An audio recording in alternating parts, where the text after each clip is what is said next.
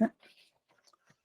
Good evening, everybody. I'm John Halderson. I'm the chair of Dunbar Earthquake and Emergency Preparedness. Welcome. This is one of our monthly presentations, and tonight we have Dr. Tiegan Hobbs from Simon Fraser and UBC, or University of Victoria, sorry.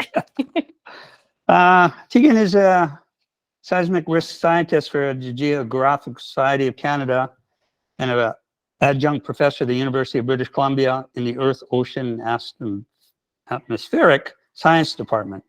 She uses various geological, geophysics, and geotechnical data sets to better understand active tectonics and natural hazards. She is interested in understanding how the stresses that cause potentially catastrophic events are accumulated over time and space, how failure is ultimately initiated, and what impacts it will be for the communities and the built environment. She is leading the development of the scenario earthquake catalog for Canada's first national seismic risk model, including a validation of the framework against known standards. So, Tiegan, welcome and thank you. Thank you. Yeah, well, thanks so much, everyone, for being here and for the folks online. Yeah, it's a real pleasure to get to present to you today. So I'm going to do kind of a two-part presentation. The first part, I'm going to talk a little bit about that Canadian seismic risk model and sort of get a little bit technical about, you know, how do we even model these things to begin with? How do we get the information that we need? And then I'm going to go into more of what's the earthquake risk for here in Vancouver. You know, kind of what does the modeling tell us about maybe even this neighborhood, and then a little bit about sort of what we might do with that information. Okay, so I'm going to start with the Canadian risk model. So I'm joining you today from the Geological Survey of Canada, and I wanted to just highlight that I work with the Public Safety Geoscience Program. So we're really a research-focused organization, and specifically we look at geological hazards and the risks that they pose, and our goal is just to reduce the economic, social, and environmental impacts. So we don't make policy decisions, but we might provide the information that a policymaker would want to have before they make their decisions. So a little bit of a primer. What is seismic risk or earthquake risk? It sits at the intersection between hazard, exposure, and fragility. Hazard means the kind of the shaking that you might expect. So from an earthquake, what's the amount of shaking that we might expect, or from many earthquakes? Then we have the exposure, which is really who and what are in harm's way. We're in a building right now. That's information about the exposure. We're all sitting in it. We're all information about the exposure here in this room. And then finally, we have fragility. So that's some information about how fragile is the exposure, or how susceptible is it to being damaged in an earthquake. And when we combine all of those, that's when we use the term seismic risk for it. So here's kind of a schematic about how that might work when we're, let's say, doing a scenario assessment of seismic risk. So we'd start over here in this corner with some sort of earthquake rupture, where we'd say, maybe we want to think about a big magnitude 9 earthquake. So we have some information about that rupture. Then we would use what are called ground motion prediction equations that relate the shaking at the source of the earthquake to some site of interest for us. Then finally, we would want to have a little bit of information about that site, because we know that, for instance, if we have a thick package of sediment or soil, that can tend to amplify the amount of shaking. So we need to know a little bit about the earth underneath the site that we care about. All of those things combined are what we would call the hazard, and they tend to be covered under what's called the National Seismic Hazard Map. So that's another group within Natural Resources Canada that their whole job is to figure out what's the seismic hazard, and that information feeds into the building code for Canada. Next up, we'd have the exposure. So again, that's kind of what buildings and people are in the path of this hazard, or this earthquake in this case. And then finally, we'd have the fragility. So that's where we're relating the amount of shaking to the amount of damage that we would expect to see. You can sort of think of it a little bit like the story of the 3 pigs, you know, which house were they in affected, you know, the brick house had very different fragility to the straw house, and the straw house was much more vulnerable to the wind, the wolf blowing on it. So we kind of put all of that together to produce this national risk model for Canada. And I think just kind of it's important to highlight what this risk model is. Firstly, it's a national assessment, so we're covering the entire country, but at its most granular level, we are looking at individual neighborhoods. Specifically, we're looking at an area about the size of a postal code. So you'll be able to look at data for Dunbar and be able to look at different postal codes within Dunbar to see how the risk can change. We have both scenario and probabilistic assessments. So what that means is that when we're doing a risk assessment, we can either look at just one earthquake scenario and say, I'd like to look at this magnitude 9 or magnitude 7 in this location. And that's called a scenario or deterministic assessment. Or we can do what's called a probabilistic assessment. And that's where we say, for all the earthquakes that could possibly happen in this region, what's the cumulative effect or the cumulative risk from all of those earthquakes over a time period of interest? Often when we think about buildings, we might think about a 50-year period of interest, because that's about the lifespan of your building. And in this model, we're able to report on metrics like building damage, economic losses, injuries, disruption, and the generation of debris. So the kind of things that people like emergency managers or community planners might want to know about in advance. We have unique fragility and vulnerability functions that are developed just for Canada, which is nice. And this whole model has recently been published. This, maybe is not a really exciting paper for the average person, but if there's any keeners, it could be of interest. In terms of some of the specifics that go into the model, as I said, we use the Canadian Seismic Hazard Model. So this is just an example of the most recently released version, which was the 2020 version. And here the darker red colors mean you have higher seismic hazard, the blue colors mean you have less. So unsurprisingly, Saskatoon has less seismic hazard than we do here on the west coast of BC, where the hazard is quite high. What I do like to pay a bit of attention to, I think especially here in BC, where we're used to thinking about our own seismic hazard, but there are other regions in Canada that also have pretty appreciable seismic hazard, notably here along the St. Lawrence Seaway near kind of Charlevoix, Saguenay, and also down towards Montreal, Ottawa, and up along the border into the Temiskaming region in eastern Canada. And then up in the Arctic, we also have some kind of areas of higher seismic hazard. So this map tells us where is the most likely places that shaking will occur, and it's also what feeds into the National Building Code of Canada. So that's what determines how you might have to design your apartment buildings or larger structures. In terms of our exposure model, it's kind of a cool procedure. Canada is a very big place. We have a lot of buildings that are very spread out in some cases. So in order to try to make a database of that, we started with the nighttime lights. So at night, wherever there's lights, you assume that there's settlements. And then we can use that with some information about general land uses to develop this building portfolio that's representative. So in our model, we don't have the Dunbar Community Center in our model. But we would be able to say in a neighborhood like Dunbar, we probably have a lot of single family wood frame housing. We're going to have a little bit of kind of commercial occupancy buildings along the main thoroughfares. So we would have a model that sort of mimics what should be in Dunbar without actually having direct one-to-one building mapping. Again, for anyone who's really keen, all this work was recently published. And I'll just highlight as well that in our exposure model, the really important pieces are that we need to know something about what buildings are made of, what's their seismic design level. So typically, if a building was built quite a long time ago, it was probably constructed before we had a really robust understanding of where earthquakes could occur. And so it might have been even built before we knew that we could get big earthquakes here in Vancouver. And so that's going to really affect, oh, yeah. So, I realize you're able to model and it's not that simple, but would you like? That's just, Oh, sorry, did you take into account, like you could go down Hastings Street and know that everything there is probably before 1910? Did you put that kind of stuff in? Kind of like, you wouldn't do that for every building, but you could do it for major areas? Yeah, so we do take into account the sort of rough age of construction. Again, it's not a one-to-one mapping, so we're not saying like, yes, this building is this age, but in an area, like that, where we know we tend to have a lot of older buildings, then we're going to tend to put a lot of older buildings. We don't go as specific as like 1910, but we would lump them all as about 1974, I think it is the cutoff, where we say anything prior to that probably we didn't, at that point, we didn't really understand that we could have big earthquakes here in Vancouver, or might have even not thought we could have any earthquakes here.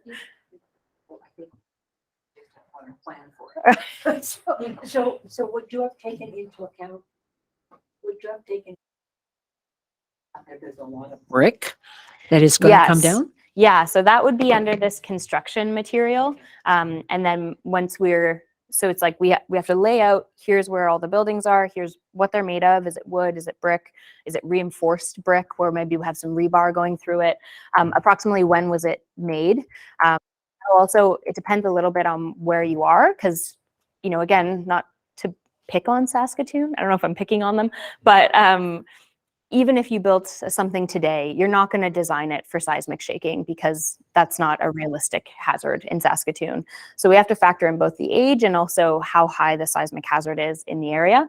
And the last thing is the occupancy. So we also know, for example, that like some types of buildings might have different, you know, generally commercial buildings might tend to have more windows in them than industrial building, where, you know, a warehouse doesn't really care if they have big windows, whereas a big storefront, you know, they want people to see in. So there's a lot, yeah, all of this stuff goes into our exposure model. And then it's our fragility functions that say, okay, older buildings are going to behave more poorly, and, you know, brick buildings are going to behave more poorly. So that all ends up being in the model. Curtain walls of glass on great apartment buildings probably aren't very solid, and they're probably going to be with that at some point. Yeah, we won't touch on it, but certainly I think when we think about like debris generation, and, you know, in a place like downtown, where if you have glass breaking, you'll have quite a lot of glass breaking, and that's gonna, you know, not only is it dangerous if you're on the street, but also, you know, can you still drive your first responder vehicles down the street if it's full of big chunks of glass and stuff like that? So just putting nightmares in your head. So we also have this social vulnerability model. And the idea here is that we know there are a lot of indicators that we can obtain from census data that sort of reflect on a community's capacity, or a person or household's capacity to be resilient after an earthquake.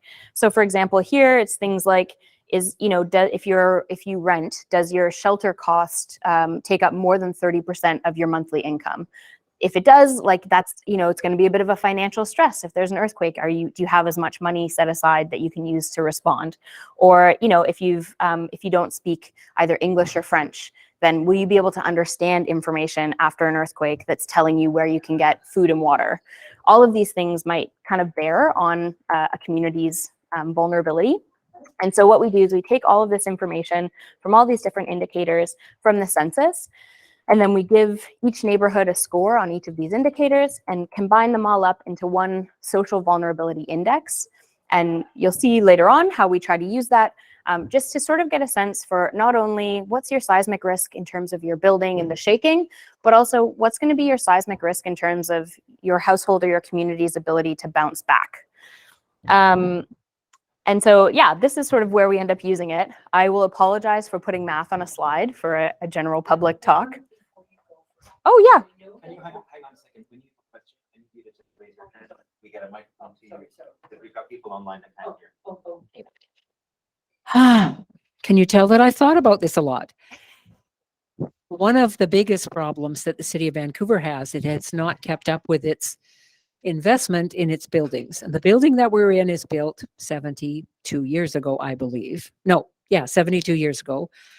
And so what I'm asking is, realize you don't have each individual community center across the country mapped in, but I think it's important to have it mapped in, because this is the place where emergency resources are going to be. And park board commissioners have said, if we have the major earthquake, we'll be lucky if there's one community center standing west of Main Street.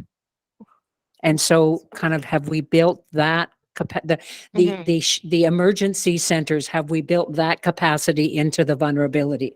Yeah, so I could comment on that one of the things we do in our model is we model retrofitting scenarios.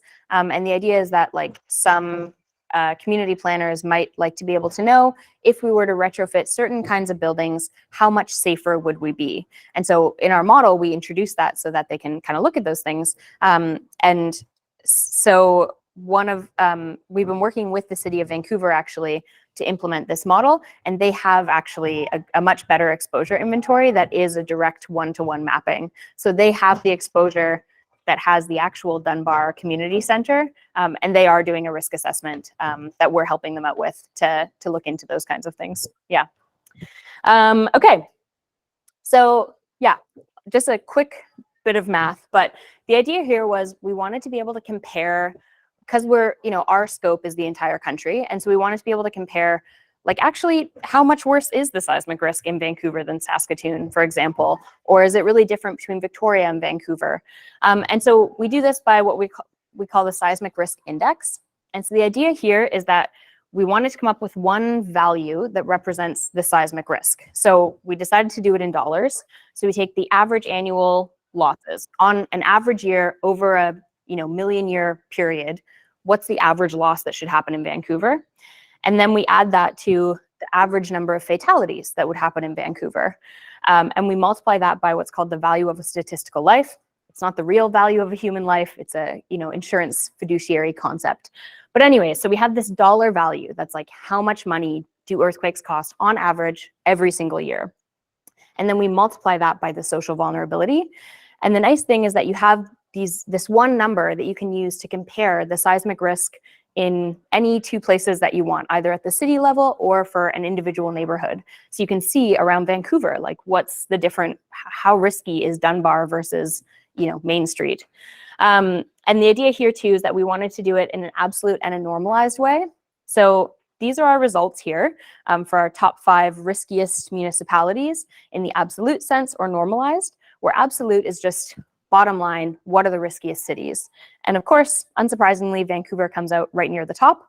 I do think it's interesting that it actually gets beat out by Montreal, which we think has to do with the kind of those social vulnerability pieces. And then, suburbs of Vancouver are also in that top 5, and then Richmond rounds it out. So it's certainly a Southwest BC focus. But then we wanted to also look at, like, well, if you lose 10 buildings in Vancouver, that's not great. But if you lose 10 buildings in a community with 12 buildings, that's devastating. So that was where we tried to normalize these values by the total exposed assets or the total exposed people. And then we ended up with the top 5 that had Skidegate, Zabalos, Duncan, Burwash Landing, and Susie 6, which you may not know these towns because they're mostly all very small towns in Western Canada. 4 out of 5 of them are in British Columbia, and they're also mostly towns that have a really high Indigenous population. So I think it sort of speaks to what we might intuitively know, that smaller communities that aren't as well resourced are going to be high risk, but now at least we have a way that we can quantify that and try to pass that information along. So just a couple of results. This graph, what I'm really showing here is the return period. So, we know that big earthquake events tend to be more rare. So if, for rarer and rarer events, what is the loss that we expect to see in billions of dollars? And so for an earthquake that might happen about every 50 years, we expect to lose about $5 billion in Canada. Whereas for an earthquake that would happen about every 500 years, our expected loss is about $46 billion. And the reason that this 500-year metric is important is because the insurance industry uses that to say, for all property and casualty insurers, you need to be able to prove that you have enough capital to manage this level of loss, a 500-year loss. But we know also from the property and casualty insurance industry that an insured loss of about $30 billion would be enough to sort of cause a bad ripple effect in the economy. And so this is kind of important work because now we can work with the property and casualty insurers to say, what are the odds that a $46 billion loss, like what amount of that would be insured, and how does that compare with your figure? Another way of looking at some of our results from our model. So now I'm showing you the 500-year loss, but I'm breaking it down by provinces and territories. And so on this graph, I'm showing the loss in millions of dollars Canadian. And on the other hand, the other side here, I'm showing that loss normalized or divided by the total asset value in each province and territory. So what we're seeing here is that, unsurprisingly, BC and Quebec are we expect to see the biggest losses from those two provinces. Ontario comes in third, which is sort of interesting, but we know that there's a ton of exposure there, a lot of people, a lot of buildings. So it's not too surprising. But once we normalize that and say, well, what's that loss compared to the total value of every building in the province, then the third place actually ends up going to the Yukon, which makes a lot more sense because we know that that area has a much higher seismic hazard than Ontario does. So, there we go.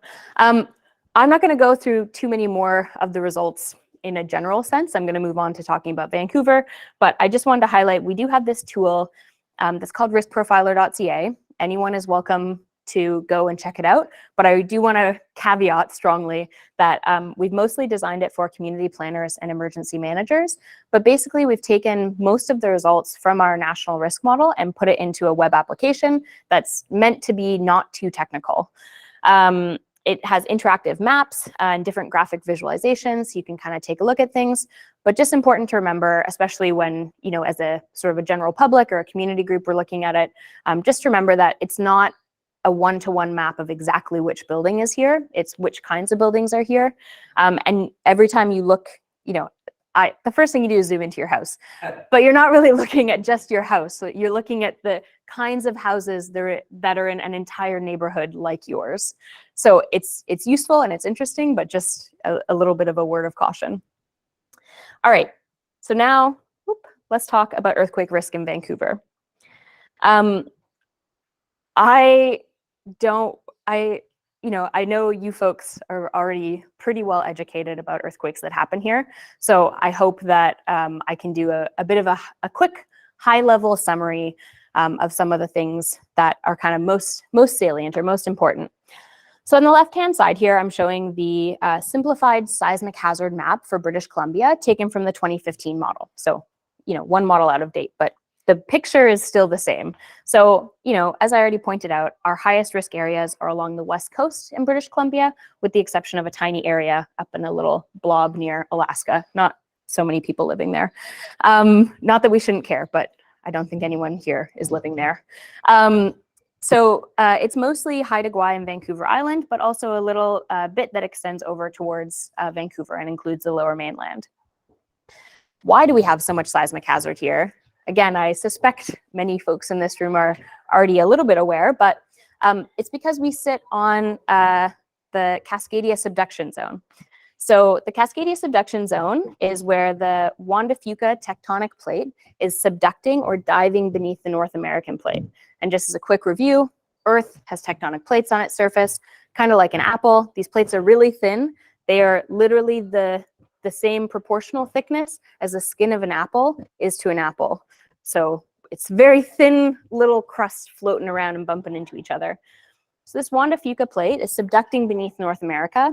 And as that plate goes down, you build up a lot of friction where those two plates are meeting.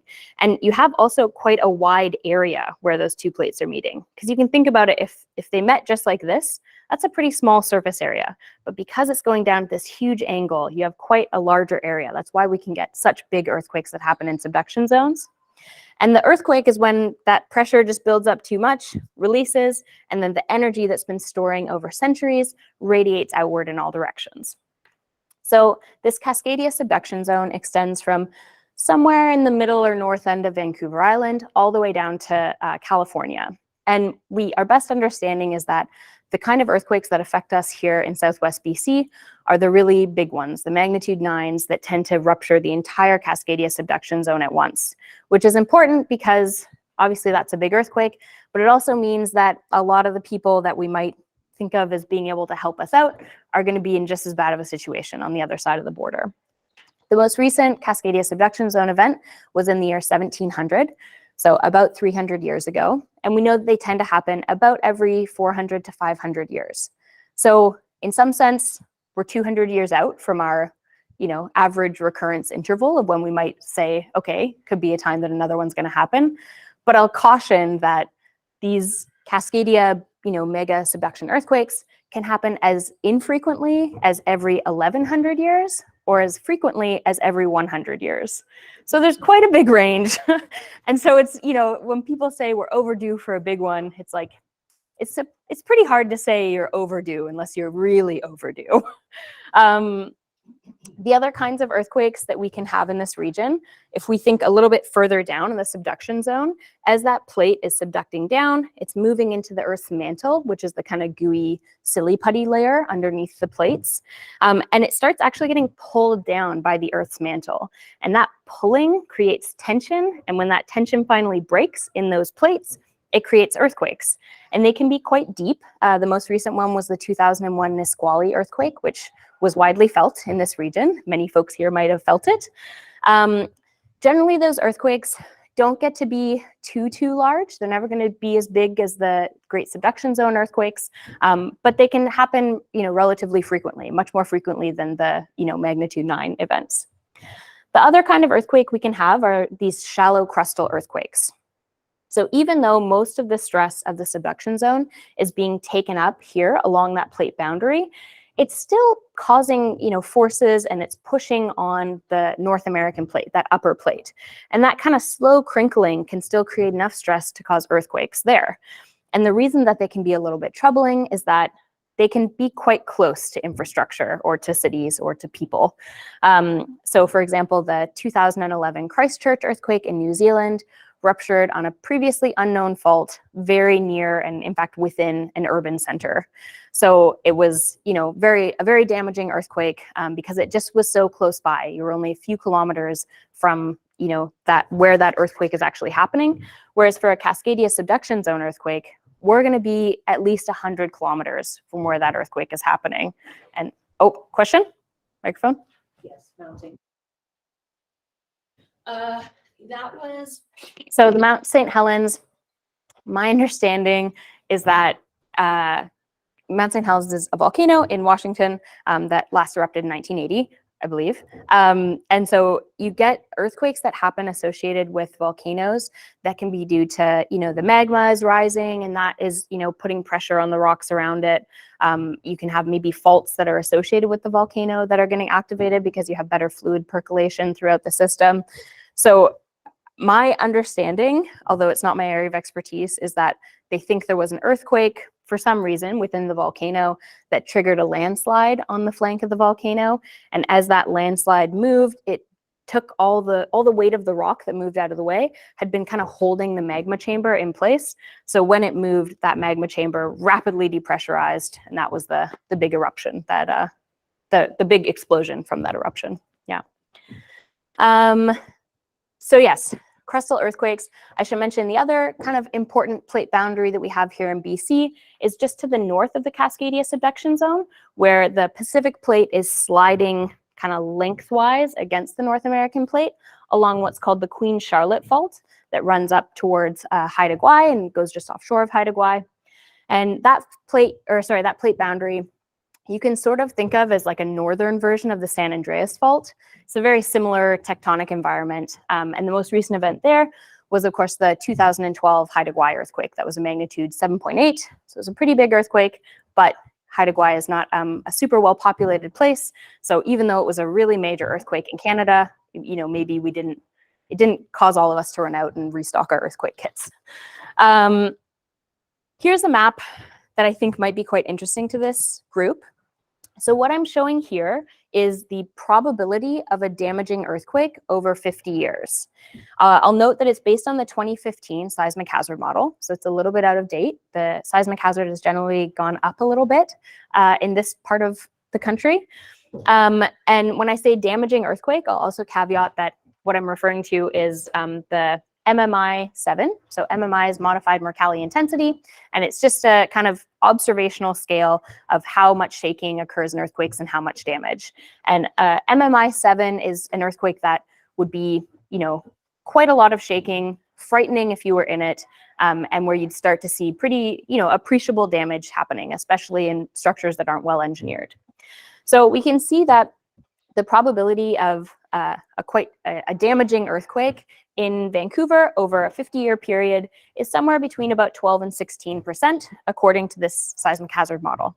It's actually, as I mentioned, a little bit higher than that, according to the most recent 2020 seismic hazard model. I'll also point out that it's kind of appreciably higher even in Victoria, where you're just a little bit closer to the Cascadia subduction zone.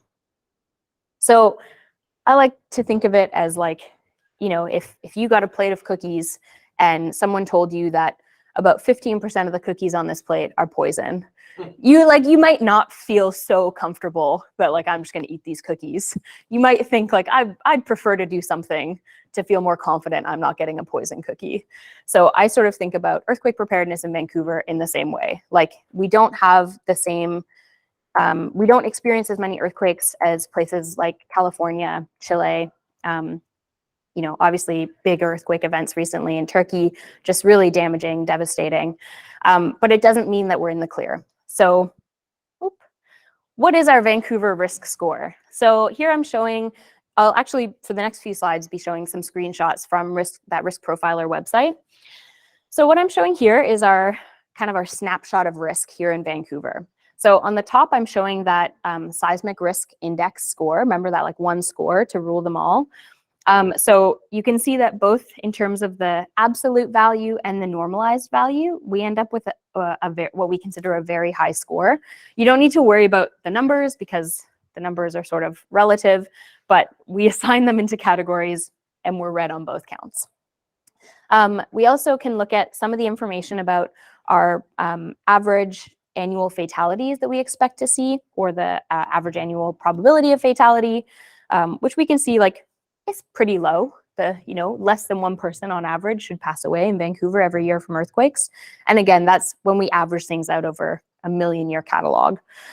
In terms of the number of buildings that would have be in a complete damage state over a 50-year period, we expect to see, you know, several hundred. And again, that's reflecting the fact that we haven't had one of these recently, but from everything we know about how often these earthquakes occur and how vulnerable our building stock is, you know, we're sort of, it won't be shocking in terms of the science when this does happen.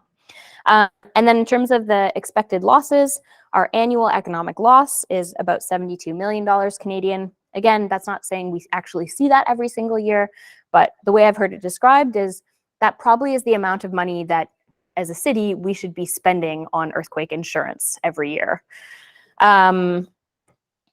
So now let's look at what I'm showing here is the probability of moderate damage over a 50-year time period.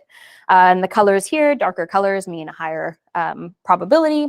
And so we can see that citywide, we have about a 2.3% chance of moderate damage to any random building over a 50-year period. So that's a pretty small chance. And also it's generally lower across much of Dunbar and UBC. But you'll note that it's a little bit higher in infilled land. So places like kind of False Creek, where it used to be water, we put material there and filled it in. Some industrial areas where we know that we tend to have kind of older buildings that might not be as good or as high quality or as seismically resilient of construction. And any other areas where we have a lot of concentration of old buildings. So places like the downtown east side, for example, here kind of along this like terminal stretch. Oh, yeah. I want to say this because developers love to do things on the cheap. So the CPR, which is the major developer on the west side of Vancouver, for the area between King Edward and 33rd and McDonald and Arbutus, because it was swampy, went down to the water and pulled sand out and put it there. Oh, Is yeah. that represented on there? That's kind of like Marina District in San Francisco. Yeah. Oh, good. The houses will probably tip over because it's not very solid underneath them. Yeah. The answer is that represented. So our site condition map is pulled from like a worldwide mapping of it that we know is not super high accuracy. So my guess is that that particular anthropogenic change, or like human, you know, we went and moved some sand recently, is probably not very well represented. But I would say that one of our goals for our next version of the model is to do, we're looking at ways to improve our mapping of the site conditions or the soil. I happen to notice the the ground you cut there at the far end of Falls Creek. That's where they're putting the new St. Paul's Hospital. Yeah. That beggars the imagination, but Yeah. there must have been some sort of opposition to that at some point, I would think. But So I've actually asked John Atkin, one of the city historians, about that, and he said we actually seem to have picked a pretty good spot to put it because it's only 10 feet down before it's solid ground. He worked at the city, and he's probably gone and talked to the right people to get that answer, but he said it's pretty solid underneath that particular part. I wouldn't say anything else in the Falls Creek Flats was. Yeah. I was just thinking about like the concept of liquefaction. You might have bedrock 10 feet down, but if you have 10 feet of basically solid soil where you're going to need a canoe to get to the emergency department, that's the problem. Right? And all your wires and everything and plumbing and electricity coming from anywhere to the east are going to be mush and probably not in operation. It's not really doesn't seem to be a very sound place to put an emergency department. I can't comment. Like, I don't know enough about it to comment on it directly. I haven't been involved with any of that, except to say that, there certainly would have been engineers involved who were thinking about those considerations. And there are certainly things you can do to try to stabilize like the building that you're constructing in areas where you expect things like liquefaction, or, a higher than average level of seismic shaking. But I would also venture to guess that there's probably, competing interests when you're thinking about where can you put something that big. Yeah. Sorry, that brings me just the thought that when you talk about the model for fragility, have you just looking at what happened in Turkey and in other places, I think when the Bay Bridge in San Francisco collapsed in '89, what about looking at like corruption or basically cutting corners? I mean, that's a great question. We don't build corruption in. We obviously don't like to think that would exist, but No. I can almost guarantee that it probably will, and that could very likely throw off a number of the factors. So. Yeah, it's a really good point. There's actually an interesting paper that looked into that question of like, how does corruption impact the number of earthquake fatalities? And it, generally said like areas that have countries that have fewer financial resources and countries where you have high corruption, which tend to be the similar countries, like statistically, not an assessment on my part, that you tend to get higher than expected earthquake fatalities in those countries. And yeah, I think the story that's coming out from the devastating earthquakes in Turkey is that certainly had a big role to play in terms of, Turkey has a really robust building code, and they understand that they have really high seismic hazard, and all these things have been in place for years. And yet you had, really new buildings that didn't seem to perform the way that you would expect next to buildings that did perform well. So yeah. We've got a question from Elizabeth Jank. Can you ask Elizabeth to ask her question? Oh yeah, Elizabeth, can you ask Elizabeth Jank? Jan, Yeah, hi. can you ask your question? Can you guys hear me? Yeah. Okay. My understanding, I was participating in some of the thinking about the hospital on behalf of the city, like just as listening in.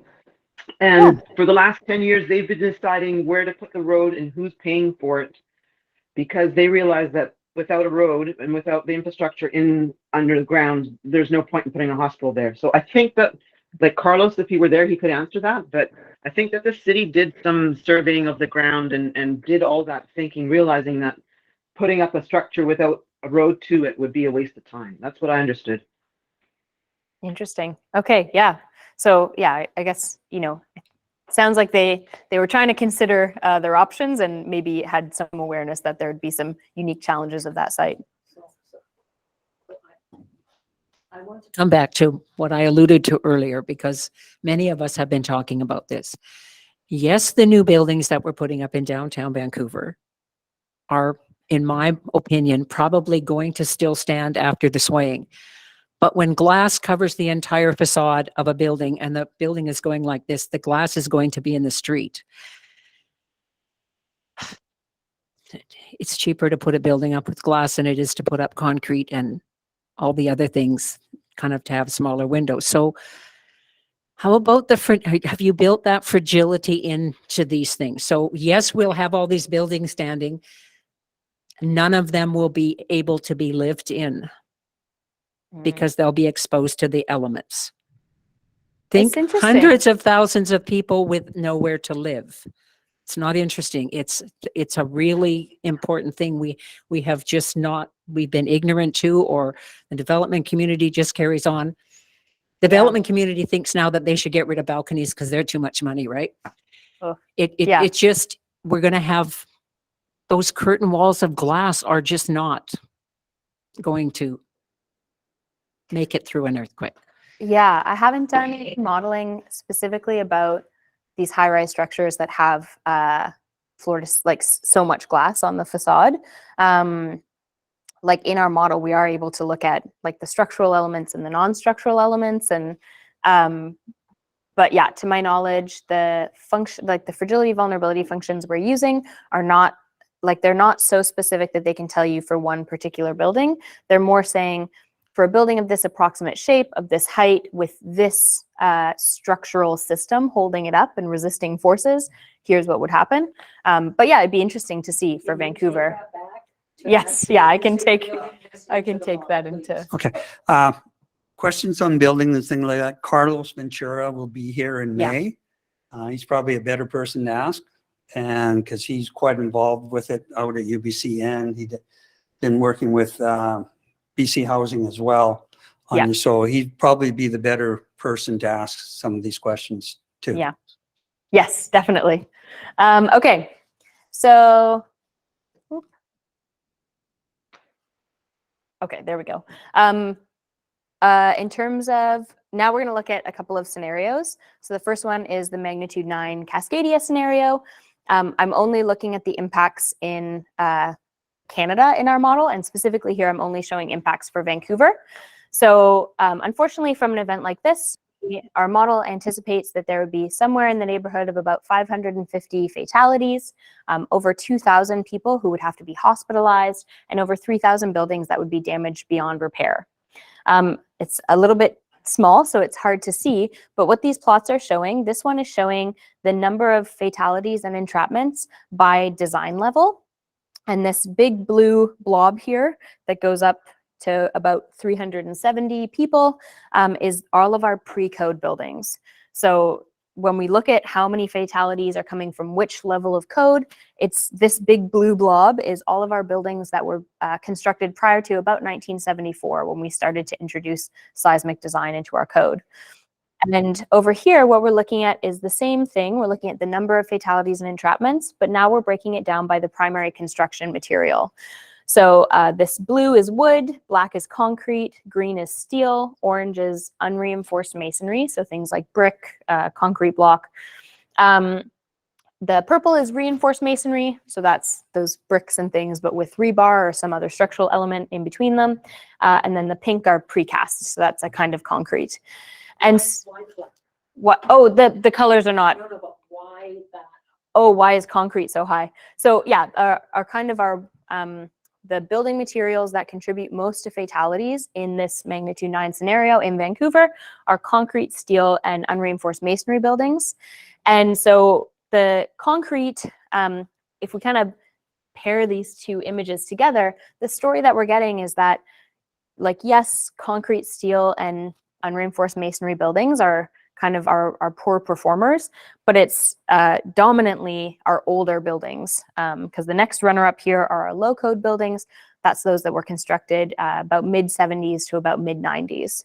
So it's, you know, if all of our newer buildings are generally not causing any fatalities. So it's these kind of older, you know, I think kind of, especially in Vancouver, one we talk about a lot, are high-rise concrete buildings, built in the 50s and 60s, and especially in the west side, west end. I grew up on the west side and I mix those up. In the West End in downtown Vancouver, we have a really high concentration of those high-rise concrete buildings. And yeah, I'll leave Carlos to answer any really specific questions because he's certainly the expert who's been helping to inform some of this work. But it sort of helps us to identify what are the buildings that are not performing as well. Because, if we want to start to talk about retrofits and which buildings would we want to prioritize as a city or as a country, this is the kind of tool that can help us do that. If we move on now to, sorry. Okay, pardon me. We're back in. So now we're looking at some of the financial impacts.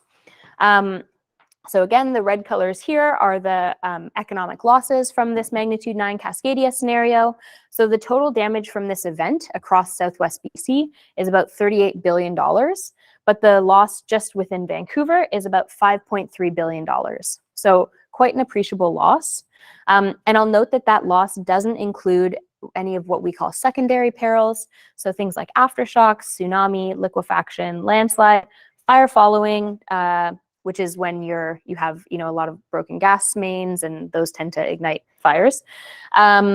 Damage to linear infrastructure, so roadways, telecommunications, pipelines, surge pricing, which is where the price of everything goes up after you have a disaster, or business disruption, so the lost income from businesses not being able to operate. So we have a lot of things that we're not factoring into the cost. So we tend to think of these costs as sort of a lower limit on what the actual impact might be. If we were to now move on and look at another scenario, so this is a magnitude 7 Georgia Strait scenario. So it's a shallow crustal earthquake that in this hypothetical situation is occurring in the Georgia Strait between about Vancouver and Nanaimo. And what's important here is that it's a smaller event than the one that we saw before, but because it's so close to Vancouver and it's so shallow, you'll see that it actually has a slightly bigger impact. So whereas before we had about 550 anticipated fatalities, it's now gone up to about 720. We would expect to see over 2,700 hospitalizations and over 4,600 buildings that are damaged beyond repair. If we again start to look at which buildings and constructions are contributing to this though, this is where it's quite similar. So again, we're seeing that our pre-code and low-code buildings, so buildings constructed before about the mid-90s, are contributing mostly to those fatalities. And once again, it's concrete, steel, and unreinforced masonry that's contributing in terms of the construction material to the fatalities. Can you hold your questions until to the end? We just have 25 people that don't want too many more interruptions. Okay, yep, okay. So now if we look at the economic impact from this event, so the total damage for this event across Southwest BC is about $30 billion. So a little bit less than the Cascadia subduction scenario that I showed you, but the damage within Vancouver is about 11 billion. So it's more than doubled the expected loss within Vancouver that we saw in the Cascadia scenario, even though it's a smaller event. So it's much more locally damaging, but the one perhaps silver lining is that because we're not going to see damage that extends all down the western seaboard, it's kind of more likely that we'd be able to have help from our neighbors across the border. One of the other things, so this is just, again, a map of the damage. One of the things I do like to kind of highlight is that whereas before we were seeing, when we looked at that map of just damages, we saw a lot of damage in places, we're still seeing a lot of financial losses in places like False Creek, where we know that we're going to have higher than average seismic shaking because of the infill, in places with old buildings like on the downtown east side. But we're starting to see some other areas kind of pop up, like kind of along commercial corridors on the west side, places like UBC and downtown in the financial district. So it's sort of interesting to look at where the different impacts might be located.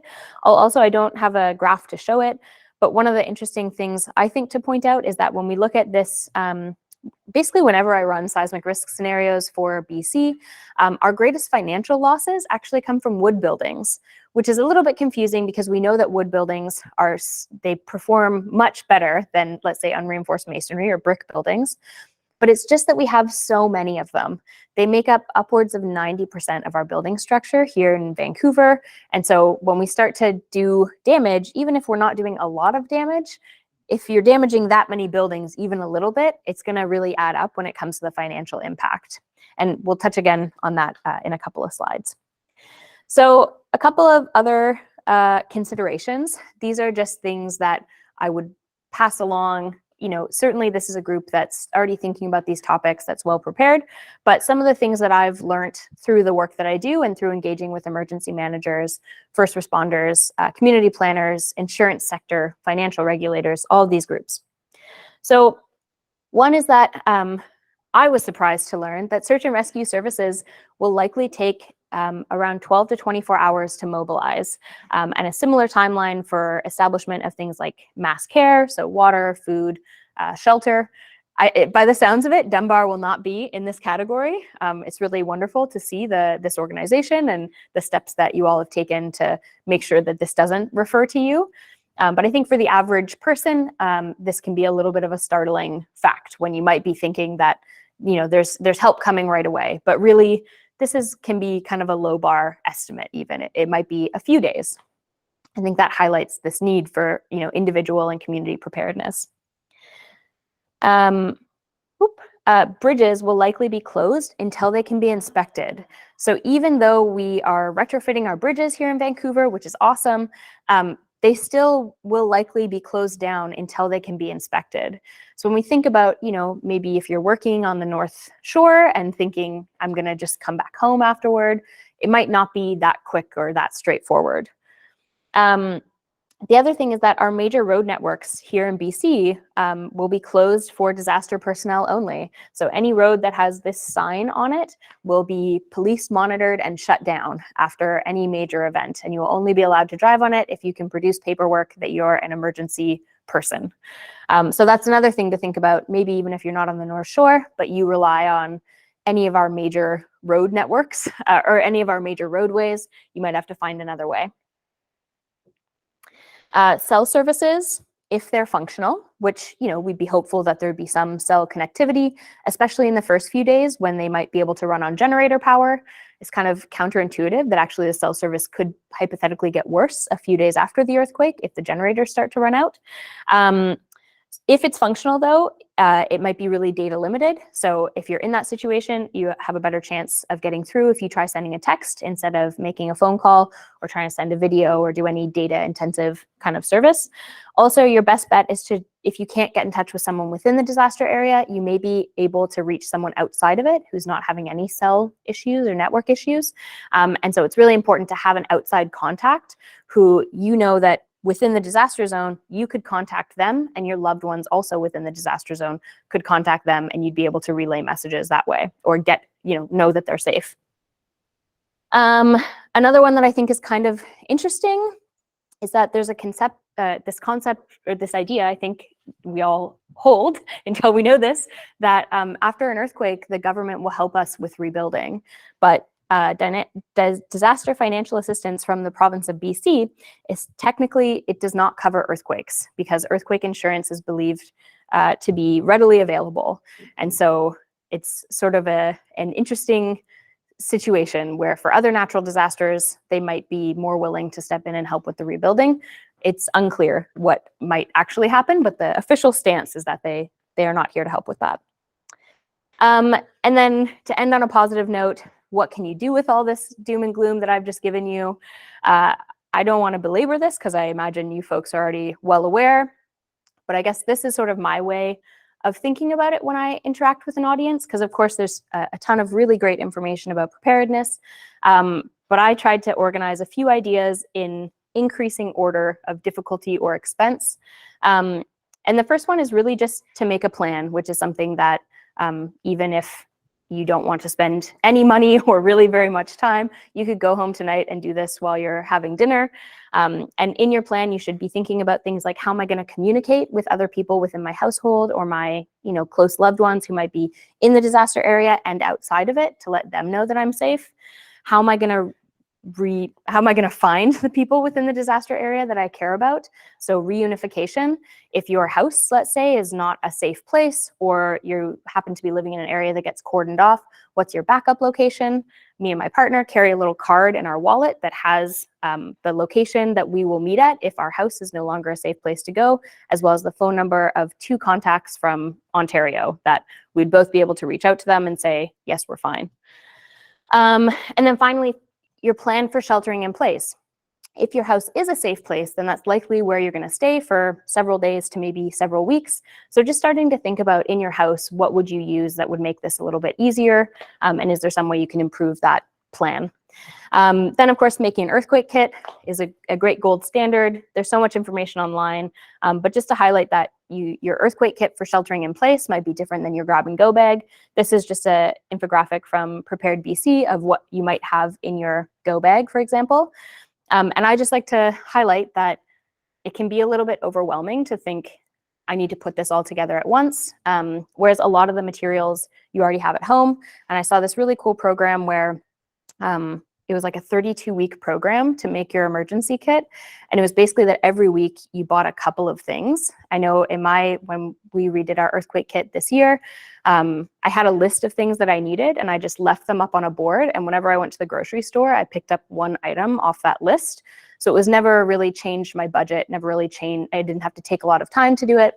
So there are easy ways to get that. I don't want to say easy because, of course, it's a privilege to be able to put an earthquake kit together, but there are ways to make it a little bit more viable. And then the 2 kind of more involved options for the real go-getters. One is to look into retrofitting. Like I mentioned, wood makes up the majority of our financial losses for every scenario I run in Vancouver or in this area. And for single-family wood frame houses, the retrofit can actually be less than what your earthquake deductible would be. So if an earthquake happens, deductibles can sometimes be 10% or more of the value of your home. And I don't know too much about everyone's home value, but that's probably a lot more money than the maybe 5 to 10 grand that it can sometimes be to perform a retrofit on these single family wood frame homes. The retrofits are also often not very invasive. They can happen just in your basement or in a crawl space and might only take a day or 2. So what is usually in retrofitting? Oh, sorry. The question is, what is usually in retrofitting? Again, Carlos might be the better person to ask here, but generally speaking, in a wood frame home, the retrofitting would likely involve taking off a bit of facade to expose the frame of the house and the foundation, and then bolting that frame into the foundation, and then possibly strengthening that. A lot of construction that we have here in Vancouver has this short wall between the foundation and the first story or the first floor. And so that short wall is most likely to be where damage can occur.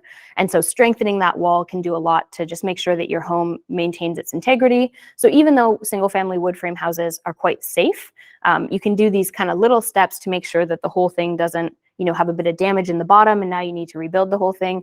Or if in California, there were a lot of wood frame houses that just kind of boop and like moved a foot off their foundation and now you have to tear down the whole house. So this can be a really appealing option for certain situations.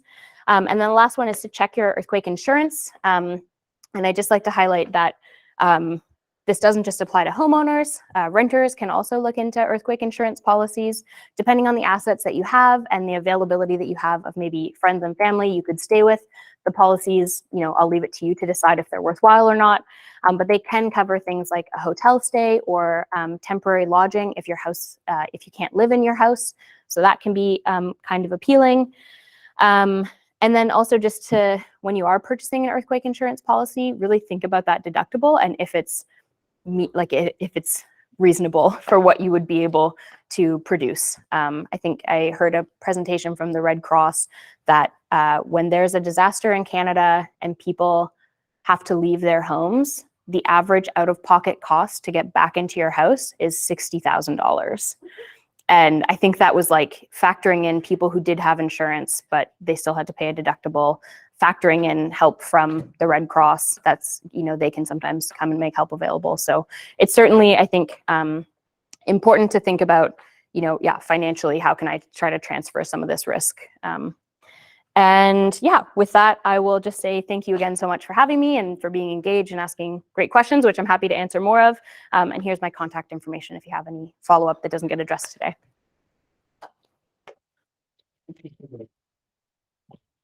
Shall we see if there's any questions online first? We have one question, yeah. Oh, no, we have a round of applause. Oh, thank you. Did you ask people online to raise their hand if they want to speak? Yeah, if anybody online, if they'd like to ask a question, please raise your hand so Christian can identify you. Unknown? Oh, unknown can go. That would be Colin Gray, another one of the deep volunteers. I was very struck by how much damage one of these Georgia Strait shallower earthquakes could happen. What is the sort of idea of the frequency of this happening? I know in 1946 there was quite a large one, but not under the strait. It was at near Comox. And then I think the Nisqually one, well, you said that was a different kind. Are there likely to be other unknown faults we don't know about that runs through this area? Great question. And I share the concern.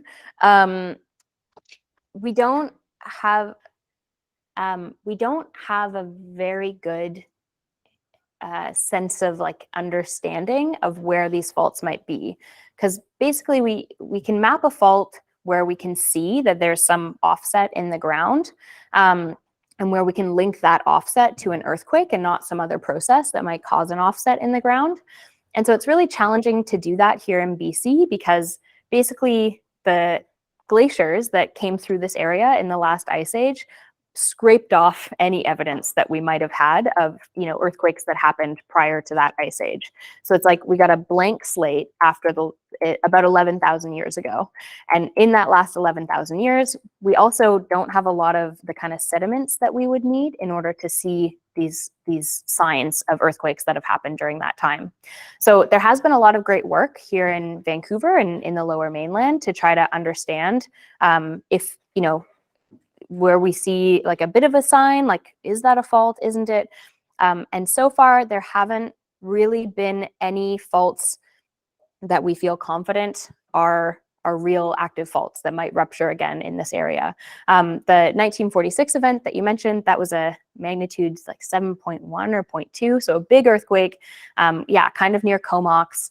And there's a fault very near to there that probably is the fault that ruptured in 1946, we think, that we have mapped. And so we know that we call it an active fault because it's shown activity since the last ice age.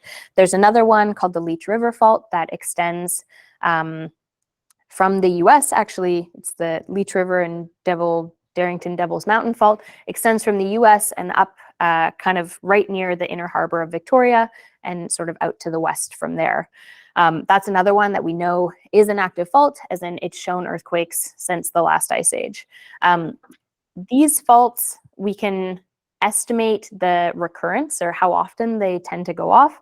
And I should know, but I don't remember the recurrence interval for the Leech River Fault and the one near Comox. They're still working on the data. So to answer how often would something like a magnitude 7 in the Georgia Strait happen, it's really hard. Like, we don't really have a good answer. We could say that, generally these kinds of earthquakes might have a recurrence of like thousands of years. And so it's really hard because we might just have no way of catching the last one because all the evidence is gone or it's underwater, and, we won't know until the next one happens. So all of that to say, there's no, like, I don't go to sleep at night thinking there's going to be an earthquake in the Georgia Strait that's a magnitude 7. I think it's more that scenario. It is really helpful to think about, well, that earthquake is plausible. It could happen, and here's what would be the result. And so if we can work towards planning to be ready for that impact, then we're ahead of the curve if the next magnitude 7 crustal earthquake ends up actually being, in the Coast Mountains and further away from infrastructure, because then the shaking is going to be even less, and we already prepared for a worse one. So that's sort of how I think about it. Any other questions online? Any questions from the room? I do because I read it in the newspaper. So appreciate that it's not in this version of the model, but we've decided now that the basin that we're sitting all sitting in is much more unstable than we thought, and so that there's a higher risk, and you're building that into the next version, I understand. Yeah, that's our goal, is to put the Georgia Basin into our next model. So the idea with that is, it's not, maybe unstable is like not quite the right word. So again, it's this idea that if you have a thicker package of sediments, then it's going to tend to amplify the shaking, sort of like a bowl of jello, as opposed to if you were sitting on hard bedrock. And so in the, within a basin, you're going to have that effect. But you also get what are called basin effects, where basically the shaking tends to like kind of reverberate within the basin, and it can actually be sort of extra amplified right near the edges of the basin. So where's the boundaries of this basin? So, and where's my house? Like, the Georgia Basin, kind of extends. I don't want to get this wrong. Like roughly, like Richmond, Delta are all sitting in the basin, but I'm trying to think if like the mapping of the basin, includes South Vancouver. Does it include, like, I think it kind of ends somewhere in or near Vancouver or the Coast Mountains. And I don't know confidently, even though I should, because I've been looking into the idea of adding basins recently, but not actually a map of where the exact edge of the Georgia Basin is. So Anybody else? All right. Thank you very much, Professor Hobbs. For those of you who are interested, the presentation will be on the website, so you can get another look at the PowerPoints. And once again, thank you very much for joining us. Next month, we have the Canadian Association of Physicians for Environment are doing a presentation here. So it is up on the website for those who want to register. And I want to thank everybody once again. So thank you very much. thank you.